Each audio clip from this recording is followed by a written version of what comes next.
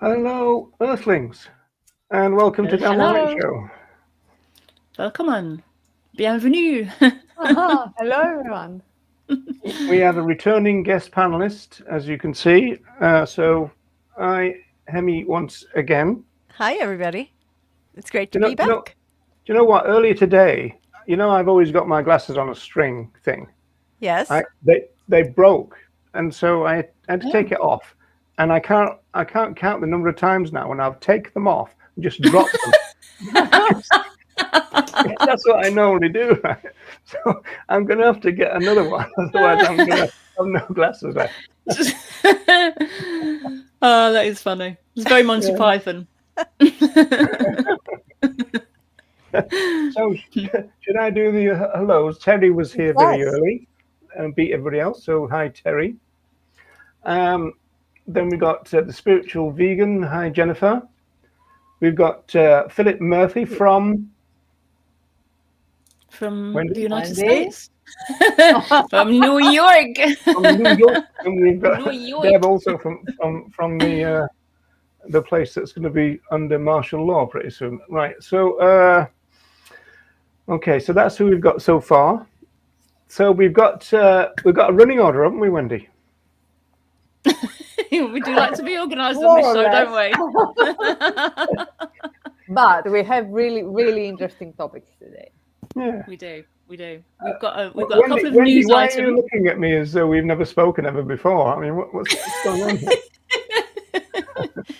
Do I know you? Yes. No, we do have a running order. Do you want me to say the running order, or were you just saying that? Yes. Okay. So we're gonna do a couple of news items because we want to ask our guest panelists about them, as well as making some comments. So the first one is this one. Oops, there we go. Okay, so hang on a minute.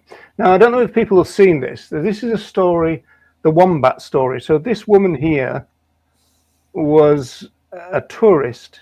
I'm not sure where. Is that in Australia? Yeah. Australia, yeah. Yeah.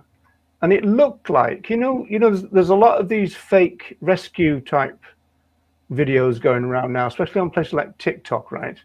Where people have clearly separated a sloth mother from a sloth baby and then kind of rescued them and put them back together again and all this kind of stuff. And it's really kind of irritating. There's some really kind of fake ones. So I don't know whether this person had done this, picked up this wombat and kind of ran across the road with him or her, right? And then I'm not quite sure what they were going to do. I think there was kind of instant pushback on the comments or something like that. I don't know if it was going live, but the last I heard is that the woman had to cut her holiday short. So we've all seen this story, right? Yeah. Yes. And so she was an American influencer, but apparently she was a hunter. Oh. Yeah. But she described herself as a conservationist and ecologist. That's a bit of trust, isn't it? Conservationist, ecologist, hunter, wombat thief. Yeah, it's pretty... What's interesting about this, though, is obviously we're all horrified by that and that treatment of that baby wombat and the distress that causes to the baby and the mom. But the story goes on to talk about the hypocrisy of, especially like the government, who have also commented on this event, saying that, I think there was a comment from someone in the government saying, "Oh, let her try this with a few different animals, ones who will fight back," kind of thing in Australia.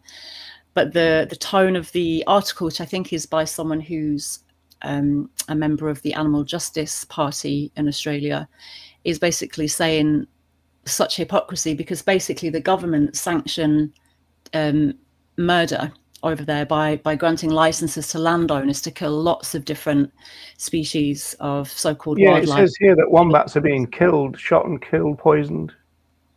Yeah, and also kangaroos. native birds, possums, black swans, emus, just a few. They said. Well, going to the danger of 80%. if you tried it with a baby kangaroo, you could really get injured when the parents arrived, couldn't you? Yeah. Oh yeah. Yeah.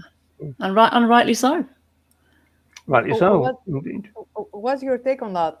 My take is that it's definitely hypocritic from the part of the government to make comments like that. But on the other hand, the visual of someone separating a baby from their mother in order to take a picture, or push a false narrative, is something that should upset everyone around them, and trying to stop it, even if they exploit animals every day in 1,000 different ways. We should not be desensitized on what happens in front of our eyes. So my take is hypocritic in the sense that the government allows so many other individuals to be murdered. But if we talk about bystanders objecting to that, I agree that they should object, even if they oppress animals in 1,000 different ways. Yeah, that's a good point. Well, there's probably an element of some weird nationalism and some sexism in there too, but hey, I mean, obviously it's unjust, it's unfair. So people should recognize that. So yeah, good point.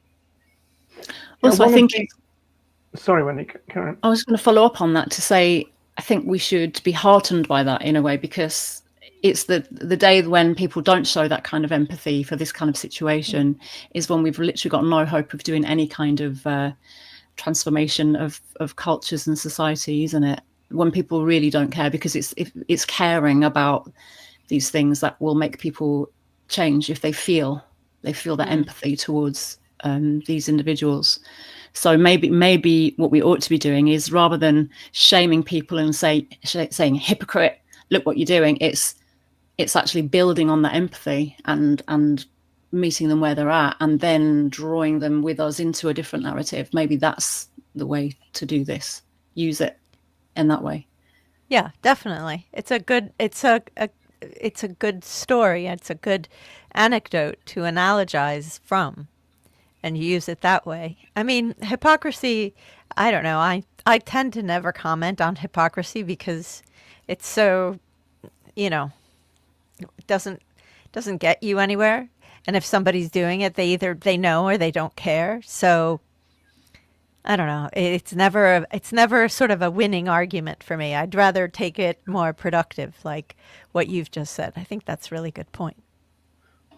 One of the first things I thought, was the fact that it was such a reckless act, because they picked up the baby and then ran across the road to their vehicle. Right. Now, if the baby had struggled and escaped, then they would have then tried to go back over the road. And then the mother would probably try and come over, putting both in danger from traffic then. So it was just a complete reckless thing. The question I wanted to ask, though, is kind of like talked about here, I think, really by Deb, which is, what do you think about this, Emmy? The idea that a lot of vegans have used this story to kind of go, oh, yeah, but what do you, because there's been a lot of outrage over it, as you'd expect. And then they're trying to make kind of vegan points. So is this kind of story one that is conducive to then make vegan points, because you want to try to say to people, well, look at the wider picture, that kind of thing? Yeah. I think it can be done. You can definitely, like what we were saying earlier, with Wendy too, you can use it as a starting point to sort of build, to recognize, to show the person that they recognize already an inherent injustice in taking a baby away from their mother. And I think, yeah, you can build on that, but it just depends on how you do it. It depends on how you use it and how you instrumentalize it. I think trying to point score and shame Yeah. will never work, really, as much as it feels like that's what you want to do. But I don't think humans respond very well to that. Definitely not. They don't respond very well to a lot of things. Well, this is quite true. So this was the second news item, and so apparently in Mexico City have introduced this idea that you're going to have bloodless bullfighting.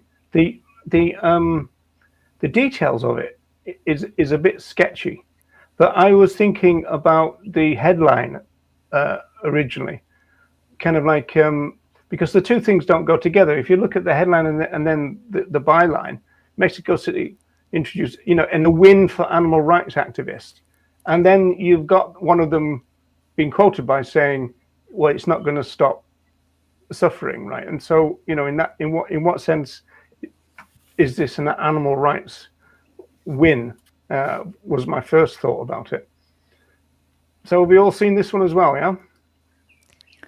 Yeah. Seen the headline, didn't manage to read the story because I couldn't register for some reason to the article. Yeah, they won't let you in, eh? They didn't let me in. No. So I don't know whether the idea is to because they're gonna protect the bullfighters from the horns, and they're going to eliminate all the usual weaponry like lances, spears, and the swords and all that kind of stuff. Now, whether the idea is to use these bulls more than once now, because you're not killing them, and apparently they're limiting the bullfight to 15 minutes. So it's kind of like a major change. And right at the bottom of the article, it says the problem is that a lot of people, they want to see the blood, as it says here, right? Fans of bullfighting truly want to see his blood, right? And so in that sense, it's taken away one of the major things that they want to do in terms of being a fan. So so maybe this could go one of two ways, or maybe lots of ways on the spectrum. But it could be either if this becomes a thing where there is bloodless bullfighting and then people don't enjoy it as much, maybe that would be the beginning of the end for bullfighting. That could be one way. So it's like this is not what it used to be. But it could go the other way in terms of people no longer have that visceral disgust for bullfighting that they used to have, and therefore there won't be as much horror as in protest about it. People won't be as vocal about protesting it as they would, because it's like, it's no longer as much suffering. There's no longer as much suffering. It's no longer as horrific. So therefore, we'll just maybe let it go. Do you know what I mean? So there could be different outcomes from that. Yeah. Any more thoughts on this? I mean, it reminded me of the fact that in Ireland, in terms of hare coursing, they have introduced muzzles for the greyhounds. Yeah. So you no longer have, at least in theory, you no longer have the kind of famous tug of war that used to, be emphasized quite a lot. And also, hare coursers used to claim that they weren't there to see the kill, and so therefore, the muzzle make it okay, because the idea is to turn the hare. That's where you get the points from, and everything. So I suppose the idea is that you can bring about a kind of small kind of change, which might kind of be accepted even by the fans of it. In the end, it's hard to know, isn't it? Or maybe marginal. They'll accept certain ones, and then it becomes a negotiated position. But it's all a sort of a negotiation based on a premise that we should be doing that in the first place. So it's all welfare points, isn't it? Yeah, welfare and how we treat, exactly, rather than using in the first place. Yeah. Well, funny thing, Wendy, is I thought of a welfare point, because if they're going to use the same bull over and over, say 10 times, right? Now, from a welfare point of view, that actually might be better than using 10 novice bulls, because the one who is used over and over gets to know that they're not going to come to any harm.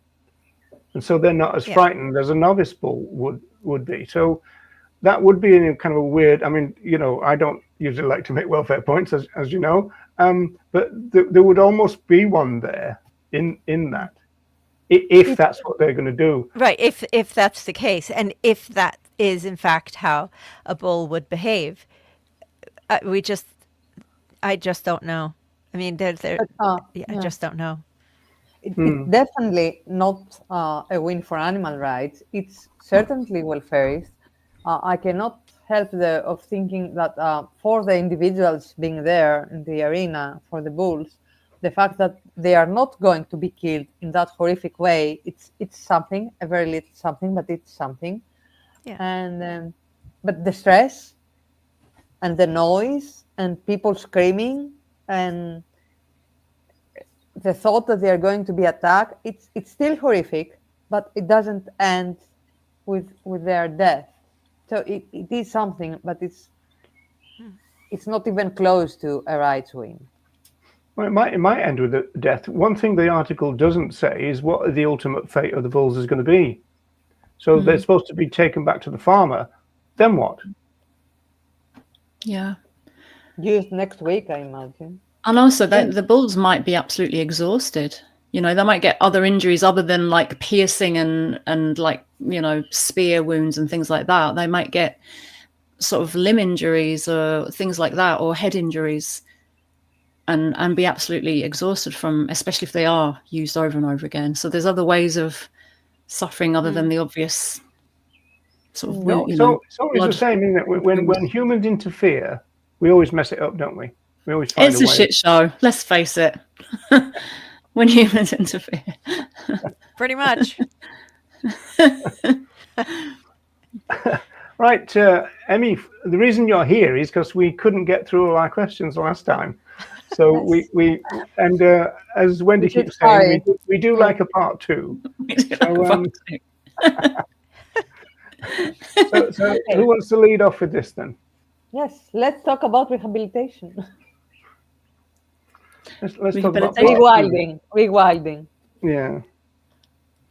Rewilding. So you are involved, actively involved of the rewilding of certain species. Yeah. So I'm involved in a rewilding project in the Highlands in Scotland, and it's something that my husband and I. Maybe about 6-7 years ago now, we were inspired to do something like this by someone. His name is Alan Watson Featherstone, and he is the founder of Trees for Life, which is and basically he has been rewilding and replanting trees in the Caledonian forest for the past 30 or 40 years. And we heard him speak and so on and so forth. And my husband said to me, "Oh, why don't we do something like that?" And I thought, okay.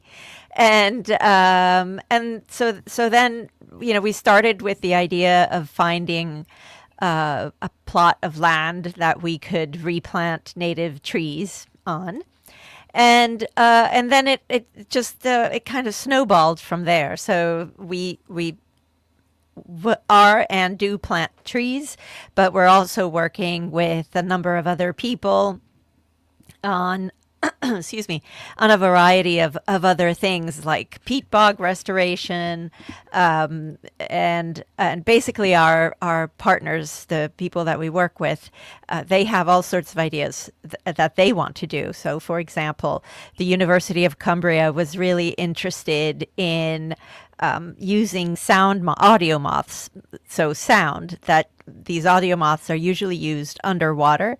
So they wanted to use them on a terrestrial spot, and just to hear what birds, what animals, and so forth, what's going on that way. And then we work with another university, Nottingham Trent University, and they wanted to be involved alongside another group, the Lifescape Project, on reintroducing wood ants. So we've reintroduced wood ants because we didn't have any. And then we've ended up working with Alan Watson Featherstone on actually finding out if this were a fully functioning ecosystem, what animals and plants and so forth would we have there? And also worked with someone else, rewilding mycology, on what mushroom and fungi would be there as well. So, and I'm sure I'm forgetting lots of things. So we've worked with a variety of people, and actually ACOM as well, on the peat bog restoration. They actually found the peat bog. We didn't know there was a peat bog, and they found the peat bog, which is amazing in itself. So by keeping our mind open as to what we wanted to do, even though, rewilding, you do as less as possible, but we're able to do some very interesting things that will hopefully mean that we will have we'll be able to do lots of other interesting things. And also whatever we learn, we will share with people so that if they're doing something similar, they too can learn from our mistakes, from the things that go right and the things that go wrong, and all of that. So it's great. It's fantastic. It's about 100 acres just south of Loch Ness. And actually, of all these things, the thing that we have done the least of is plant trees. And that's for a variety of reasons, but basically because you realize you can't rush. Rewilding isn't about rushing and isn't about doing whatever thing you have in mind, because you're not working, and as Alan says, you're working on tree time. And tree time has nothing to do with human time. And every time that you think, oh, I'll do this or I'll do that, you have to think about, well, how is that going to affect everything else? Because everything has knock-on effects. So, and we also don't want to impose our will on the actual space itself, because that too isn't really part of rewilding. That would just be sort of like gardening, and that's not what we want to do. But you know what I mean, right? So so I mean that's the very, very brief sort of highlight of what we do. And when we have people come and stay and study, all the various scientists and ecologists and so forth, but we also have artists come and stay. We have musicians come and stay. So a wide variety of people. We always ask them to only have vegan-friendly foods. And we've never had any kind of pushback on that. Quite the contrary. Although often enough people are already vegan, but not necessarily. And that's been pretty great. We also try, there's a whole concept of deer management and all of that. But of course we take a vegan approach. That deer have a right to their life, and just because they are eating the saplings and so forth, it doesn't mean it's their fault. They are just doing what any of us do, is try to survive. So we are doing different things to create a space so that the deer will move in and out on their own, or we're trying different substances on the leaves so that they don't eat those leaves, different things like that, so that we don't have to kill them. Do you know what? I literally had about 10 questions written down, and you've literally just answered all of them. Oh, okay. I'm like, I have one. brilliant. Go ahead. Oh, my furniture falling apart. Sorry. Okay, Yeah, no, but I do have it. I do have. Not my cat though. I don't know what. I just don't know what actually just happened. Something just fell off. IKEA. But no, I did just have one little question though, which is kind of related back to the wombat story in a way. In that, do you think that this kind of project in rewilding can help, change people's attitudes and therefore shift those cultures of harm that we see, say, like in Australia there, what we were talking about with the wombats, can we, is this kind of helping people to change their attitudes so that we can live more harmoniously and less of that killing over coexistence that we see so much? Do you think this is a good way of advocating for that? Well, it's certainly one way that I advocate, and I certainly one other aspect of my life in which I advocate, or it gives me entry into different spaces to advocate an ethical vegan position. But rewilding itself without the ethics surrounding animals, no. It's no different than any other space. It's no more conducive or less conducive than any other space.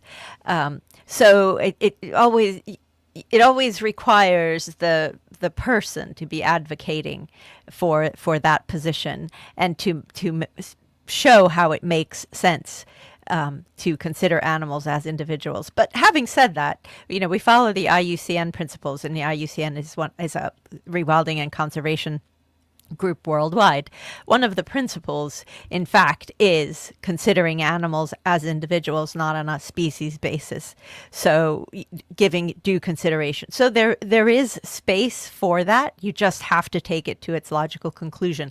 And that always requires the ethical thinking from our side, from the human side, if you will, rather than just the basis of the project. Like, for example, when we reintroduced the wood ants, so they get I won't go into how you reintroduce them because it's a long story. But anyway, so you feed them. You feed them these little it looks like icing sugar paste, that stuff that you put on cakes and then you decorate. And you feed them these little balls of stuff. And you do it for about 2 weeks, but last summer, if you recall, in the UK, was very rainy and cold and miserable. And we had translocated them from nearby to ours in July, I think it was. And anyway, so we go on and we'd feed them for a little bit longer. Then you're supposed to sort of stop after a couple of weeks. I'm like, well, I'm still here. I'm still going to do it, whatever. Then I thought, we got to around September time, and I said to our group, because we have a WhatsApp chat, obviously, and I said, you know what? I think we should keep feeding them. I said, it's been a terrible summer, and they're going to have a lot of challenges. We have moved them from their original space, and basically we moved them from their original space because they were going to get kind of rolled over anyway, because they were going to be cutting where we got them from. They were going to be clear felling that area. So we just moved the nests from their space to our space. But in any event, I said, we owe them a bit more care. And we owe them a bit more care because we've moved them from their space, irrespective of whether their space was no longer going to be there. It's immaterial. And so we kept feeding them with the help of neighbors and some vegan friends in Inverness. But one neighbor in particular who's been incredibly committed to this, and he kept feeding them over the winter until they really, went into their nest. But bringing up the fact that we owed them that duty, that hadn't occurred to anyone. So you have to have the person who is thinking about these questions to put them forward. Otherwise, anthropocentrism just takes over, as it always does. So unless you check your anthropocism, blah, blah, at the door, you are still going to bring that in. But it's a fantastic opportunity to check yourself and to say, hey, wait a second, and to do it differently, which actually turned out to be a really fantastic decision, both ethically and actually from a scientific point of view, because we've learned a ton of new things about hairy wood ants. So it was, as always, a win on a variety of counts. Were there any species of animals that they decided on their own to, come back to that area, that have deserted it before and decide to come back, or new? Well,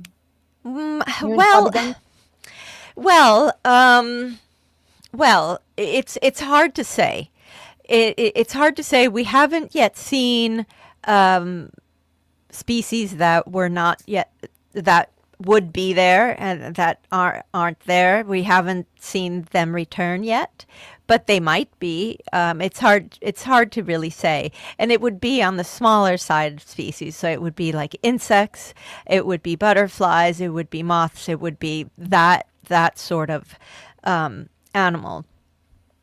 But that will take a little bit of time. However, I'm really quite confident that will happen because of the peat bog restoration. When you get more water, you get more of everyone. Everyone shows up. If there's water, you've got everyone showing up. And really, we could really see a big difference within the first, I would say, even 4 weeks. Just the difference of having more water there. You have you have amphibians that we hadn't seen before, but that must have been there, just not, you couldn't see them. And lots more dragonflies and mayflies, all sorts.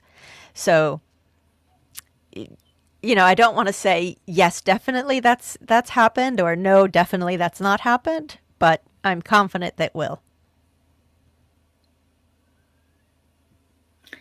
It's like a slow process, isn't it? There's a question from Deb, talking about the disparity of where you live and where you're working in this sense. Yeah.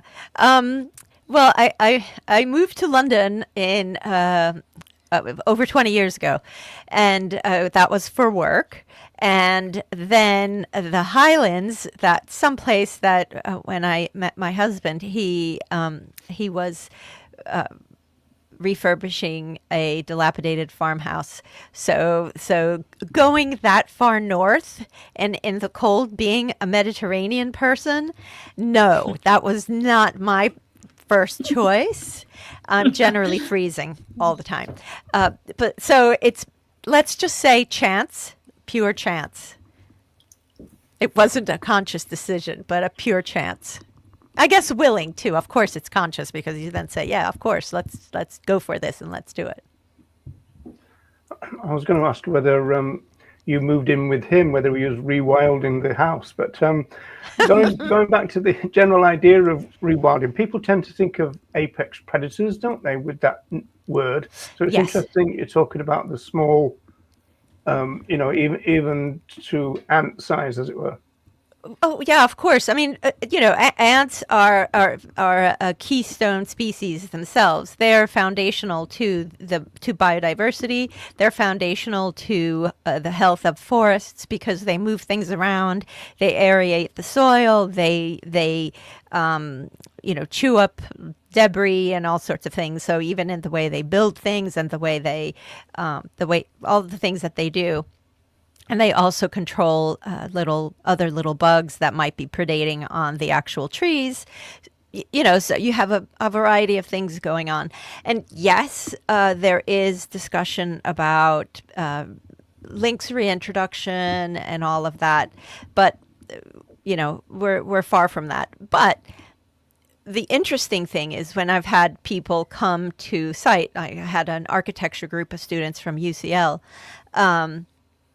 and I was saying, Britain used to have wolves and bears, and they were like, what? These were switched on, intelligent young people who had no idea. They had no idea. They had no idea that Britain had wolves and bears and lynx and on and on and on. They said, oh, well, we must bring them back. I mean, that is a whole other topic anyway. And with Mark Beekoff, you've had that discussion. And but yeah, that there is that discussion always kind of at the background on a national level, both in England and in Scotland, and even with us. But that will take some time. But it's the keystone species are also the little ones. So we started with the little ones. Emmy, so you on the website you talk about that the vegan ethic is part of your fundamental ethos, and you've already said that you kind of ask people to only consume animal-free foods on site and things like that, and you were talking about looking at the sort of individual needs of the ants and things like that, and the deer's free to come and go. But if there were to come a point, and maybe this has happened already, you were talking about covering the leaves of certain saplings maybe to protect them, but if there came a time where there was a conflict of interest between species, maybe especially if they were being reintroduced or something like that, how do you think that vegan ethic and your ethos would navigate that situation? Just out of interest, have you thought about this, other discussions about this within the collaborators and all of that? What do you mean? Like, what do you mean? In terms of like a conflict, what kind of is it conflict between human and non-human animal, or well, I guess animals? either, really. I was thinking conflict between different species possibly, but also, yes, conflict between other animals and human animals as well. So either of those, either or both. Yeah, I mean, the whole wild animal ethics. You know, I mean, I think that there's interesting arguments there, and I think that it brings up an interesting conversation. And I think 2 years ago, hold on, yeah, a couple of years ago, I had the author of Just Fodder on my podcast, and Josh Milburn.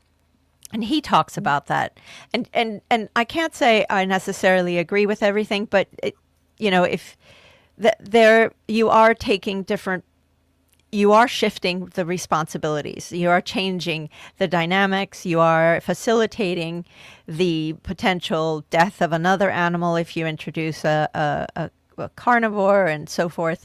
So I think those things are very delicate and interesting questions to think about and talk about. And yeah, I don't know how I would come out on it at the point, and that the decision would have to be made. But I think if that is it is something that I think about, but I haven't really resolved it in any particular way. But so what I have been able to resolve, to the extent that I can resolve it, is the questions between the humans and the animals. So we don't kill the animals.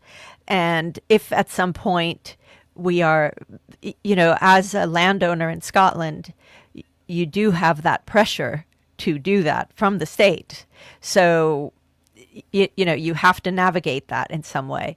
And if that question ever comes up, you know, I actually had this conversation with Philip some years ago, who's one of the folks in the audience, and I said, well, you know, if it ever comes to that, I'll just stay, I'll just leave, I'll just won't participate. And then I said, but wait, but maybe I should be there, because if I'm not there pushing and having the discussions and asking the questions and changing the conversation, then who will?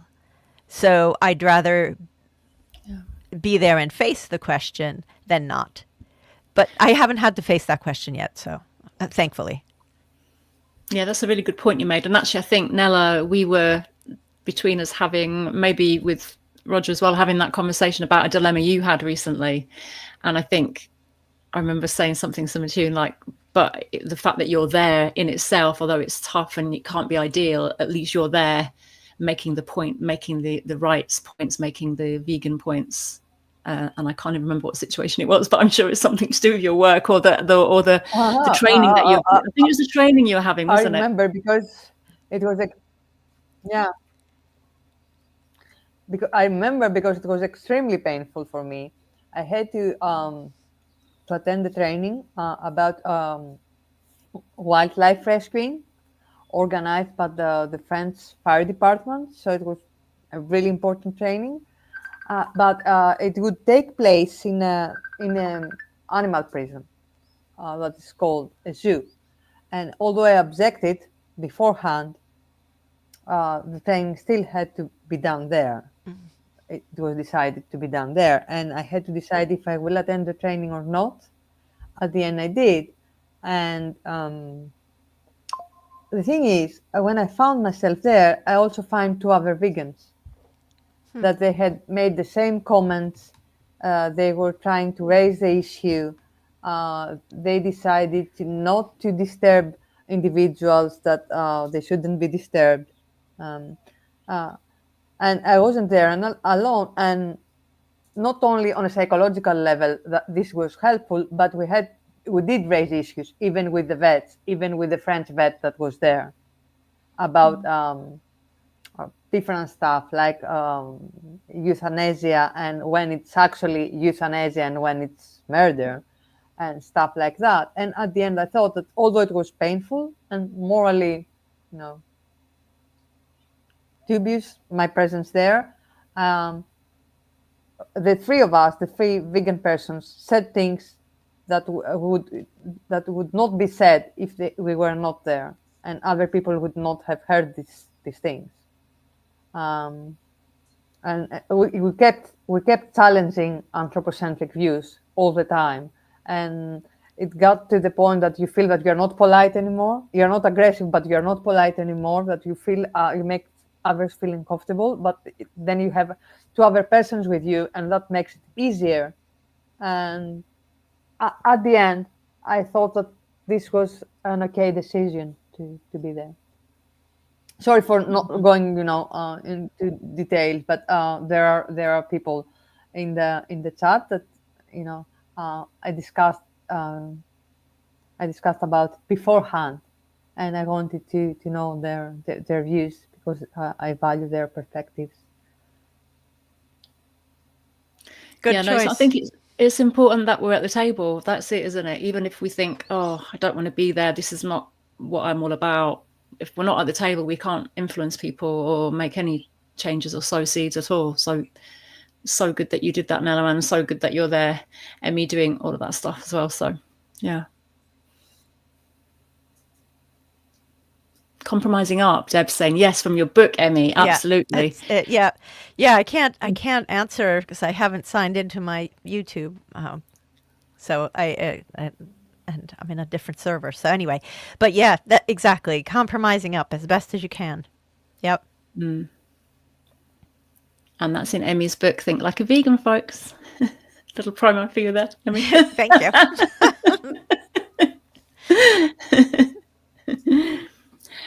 There's another topic that we wanted to chat to you about, Emmy, if that's all right. Yeah. So unless there's anything else anyone wanted to add about the rewilding. So you recently wrote a paper and presented it at the, what was it? It was the Marx in the Anthropocene conference in Venice. Is that right? Venice, and was that this month? I think you did that. Is that right? This was last week. And so the paper is now quite detailed and substantial, and the presentation is a very big overview of the paper itself. And basically, my point is that veganism can and should be a central practice of leftists, progressives, communists, socialists, Marxists, whatever. And it should be. And it can be also squared within Marxist theory. And it's not, some people say, well, Marx didn't care about animals. Marx and Engels didn't even like animal people, which, we can probably say, well, maybe they weren't so wrong, but essentially they didn't like the early animal rights people because they were a bit bourgeois and hypocritical. And so fair enough, whatever. But then as somebody said to me recently, Max Haven, actually, he said, well, Marx didn't like anybody. So that's really a non-argument. So I thought that was funny because he knows a lot more than I do. But anyway, so that was the basic point. And there's plenty actually in volume 1 of Capital to actually support. There are some fundamental principles in Marxism of metabolic rift and alienation that actually do fit into reasons why we should be vegan. And aside from the fact that veganism as a practice is a kind of a boycott practice, which is not an unknown practice as a political practice in the left, and so forth. And it was a really good talk, and there were a number of vegans there.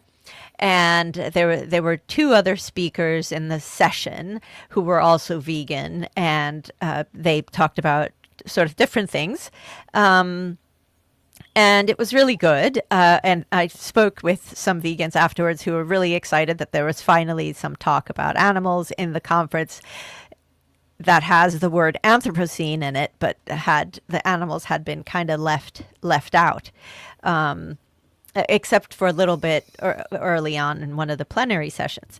But in any event, my first sentence of that of that presentation and of the paper, it kind of says how, as progressives, we are disappointed in how the left marginalizes veganism. And as soon as you start talking about animals, a leftist will become a reactionary, or as another person puts it, and I say in the talk, they become a sausage socialist. So they're immediately like, you can't take away my sausages, you can't take away, whatever. So it's really, and it's no different than all the other arguments that you get from non-vegans of any other political persuasion. And sure enough, the questions that I got afterwards, you could boil them down to, now this is, but in fancy language, in fancy, erudite language appropriate for an academic conference, that they say, oh, well, what if the world went vegan overnight and, but lions? Literally proving the point that I had made 20 minutes earlier about how they immediately become reactionary. Mm-hmm. So that was exciting fun. I did kind of address the person, and I said, okay, so what you've just asked me is, what if the world went vegan overnight? And you just saw all the vegans kind of like chuckling and so forth. That I translated her highfalutin language question into the most basic thing. But yeah, so Deb says it corresponds with class struggle and hierarchy. Yeah, absolutely class struggle. And I also make that point in great detail in the detailed paper, and I talk about it in the summary a bit. And that is immediately, it doesn't even compute. It's like immediate, like, bzz, cannot compute, as soon as you say that. But it's I think it's a fundamental thing. And so it is changing there too, because there were lots of vegans, and actually the food, even though they didn't say, the food that they provided for lunch was all vegan, but they didn't say it. Well, but they didn't say it. They didn't make a point of it. Yeah. Yeah. Oh, that's good. Well, thank you for doing that talk at that conference, because I think it's a real point of contention actually in the movement, isn't it? That especially with a pro-intersectional approach that we have, that actually there's a real complaint from a lot of vegans saying, well, hang on a minute, you're trying to, be aware of other injustices in the human context, but those other movements are often not very aware of the vegan ethics and the animal rights struggle, and there's a real exactly there's a real ignorance about it. And I actually make that point as well, because another talk that I watched of yours, Roger, where you mentioned Leslie Cross, and so I went and I looked for the actual like where he says what he says in 1951 and everything like that, and how the movement itself, in terms of the movement, veganism becoming a liberatory movement. I went and I read that whole thing, because it's actually online. The journal, that the Vegan, the magazine from 1951, is actually online on the Vegan Society's YouTube channel. It's one of those issue that you can just kind of scroll.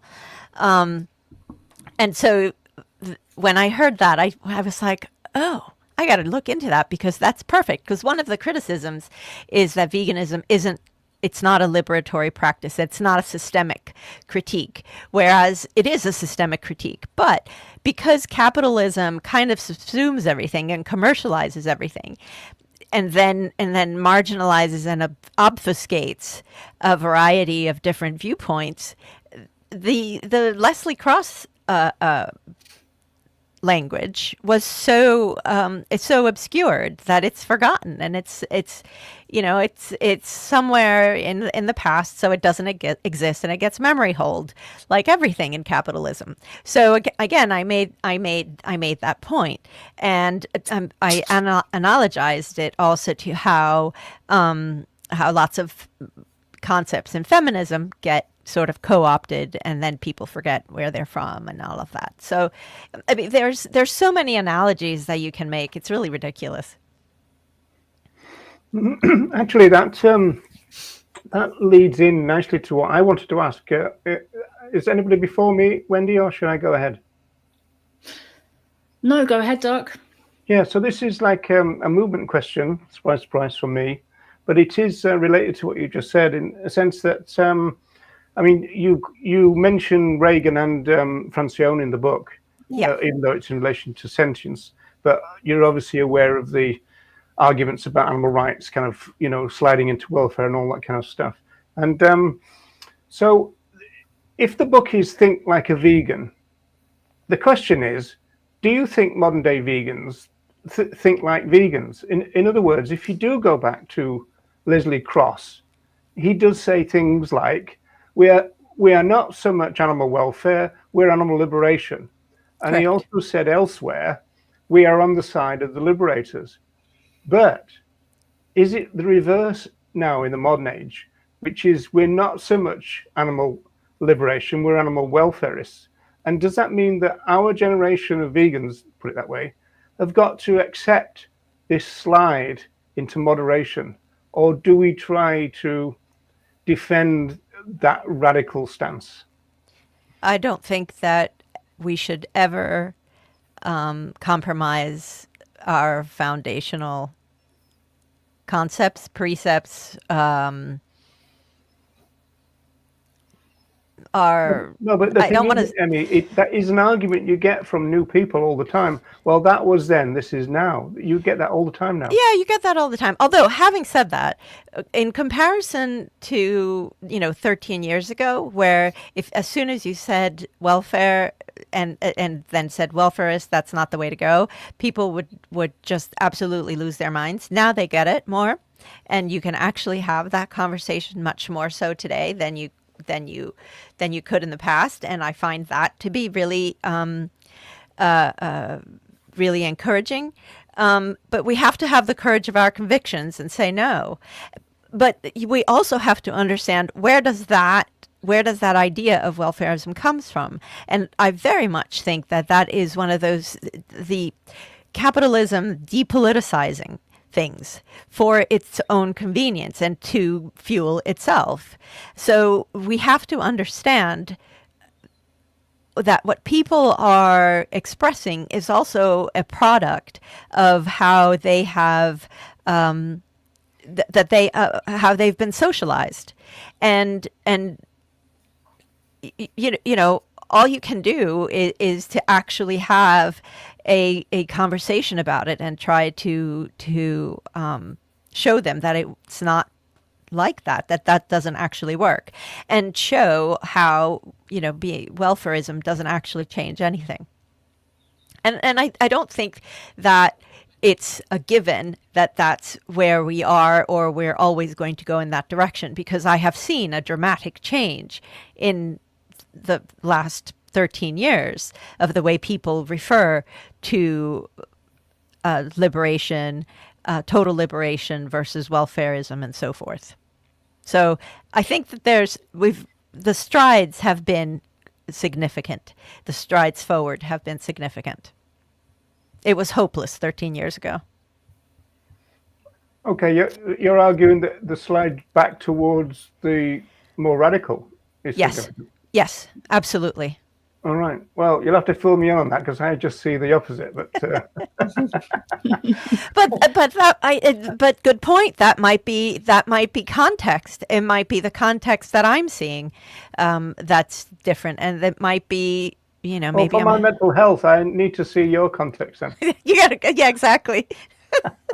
You've been asked a question. Can you repeat the name? Oh, no, the paper is not yet published.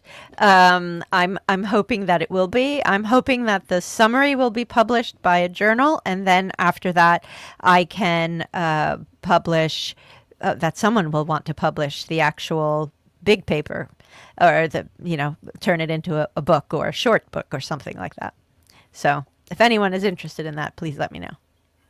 You know what? Just thinking about those two. Sorry, Roger.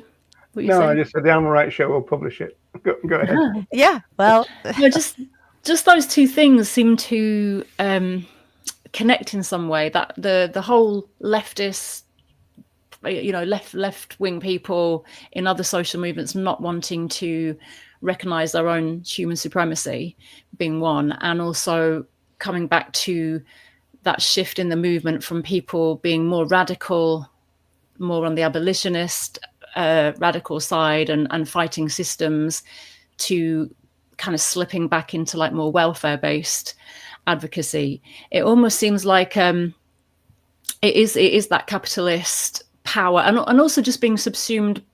Individuals are being subsumed into their environment so much more. So even when you are part of a movement, the power of the existing normative paradigms are so strong now and so powerful that it's almost like people can't even see much beyond that. They might see a little beyond that, but there's like a glass, a ceiling that you reach and go, oh well, I can see that there's injustice here, but I can't see beyond that. I can't see beyond the human injustice, for example. I feel like people who are advocating more for welfare, I think even people who are abolitionists generally and want that goal still kind of fall into the welfare advocacy. It's almost like because they can't see how to ask for it, or they feel like it's not being heard, or they feel like it's just too difficult, and so they just go for the tiny little steps that they might get as a win, like the whole blood bullfighting or bigger cages, all that crap. But it's like it's like we're being not complicit, but compliant. We're being compliant, so it's like that radical. Well, it's the atomization. Capitalism atomizes, so everything is broken down to the individual. You no longer have any way of expressing in an organized fashion. But to be perfectly frank, I mean, sure, we're all vegans and we all feel like we're part of a movement, but it's not organized in any way, shape, or form. Not that it needs to be organized, but there has to be some sort of cohesive way to come up with strategy. There has to be some sort of way to come up with ways of politically mobilizing people, just like unions do, just like political parties do, and so forth.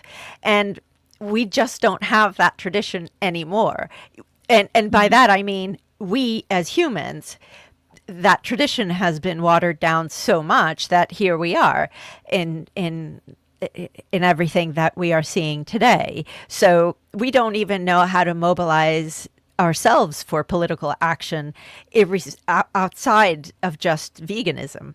So, and I think that's the difference. I think back when there was a lot more rights push for abolitionism and a bigger understanding of veganism what it means, was at a time when actually there was a lot more grassroots organizing and mobilization, a lot more, and there was a lot more fight against the systems rather than just individual atomized. Post-war Britain, lots of different things going on. But if you look at the way that the politics have evolved from the 90s onwards, it's a hellscape. I can be positive about it if you want, but I'm not. It's all neoliberalism. But going back to what you're saying about the social movement, I was surprised and a bit shocked because a few months ago, Benny Malone, who you've had on your show and we've had here, was saying that his conversation with modern day vegan activists is that a lot of them, the majority, I think he said, do not see themselves as being part of a social movement. Yeah. Which That's was a the bit of a atomization from that capitalism has wrought. So it's kind of seeped into the movement, yeah. Yeah, it has seeped into everybody's consciousness. There's nothing, and that is a much bigger shift to make once again. But I think we will see that from political necessity, or historical necessity of whatever is coming. Well, I hope you're right. Well, let's hope so. Me too. There's always hope. That's all I can say. We're on 7 o'clock. Wendy, what do you want to do? I can hear Brian. Right. He's texted me and he's outside the door, basically have going. you got a final one, Nella? There is some a question I have regarding the whole the whole movement issue. Do you think that maybe the answer is for those of us within the movement that we actually feel that we are in a movement, and we feel that there is no apolitical animal rights or veganism or whatever? Should we even maybe be more loud in the sense? Should we? This is something we tried here lately. Should we take part in marches as a vegan bloc, for example, or an animal rights bloc protesting about women's rights or LGBTQ rights or workers' rights, whatever? Yes. Even when we get these weird looks, because we got these weird looks. Absolutely, yes. Bring it to wherever you are. Bring it. And, one of the really inspirational speakers, unfortunately, she's not vegan, but what else is new? Helena Sheehan, and she's in Dublin, actually. She's an emeritus professor at Dublin University or Dublin College. I don't know. Anyway, she was, and she phrased it in terms of Marxism. But she said, bring it wherever you are. Essentially, I'm paraphrasing. Bring your advocacy, bring your ideas and your advocacy and your ethos. Bring it wherever you are. And that's what we need to keep doing, because we used to do that, and we need to do that again. And I totally agree with Leah. Yes, that's exactly right. So we need to do that. So yeah. And there are a number of vegan blocs in certain demonstrations and so forth.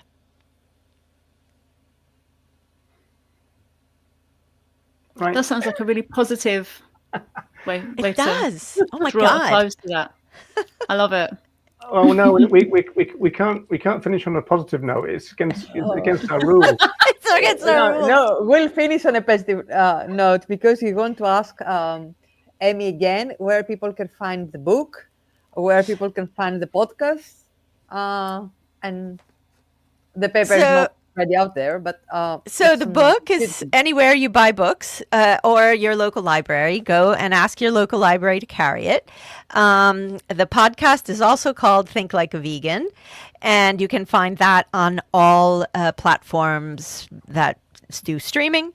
The book is coming out in North America on the 1st of April. It's already out in Europe and the UK.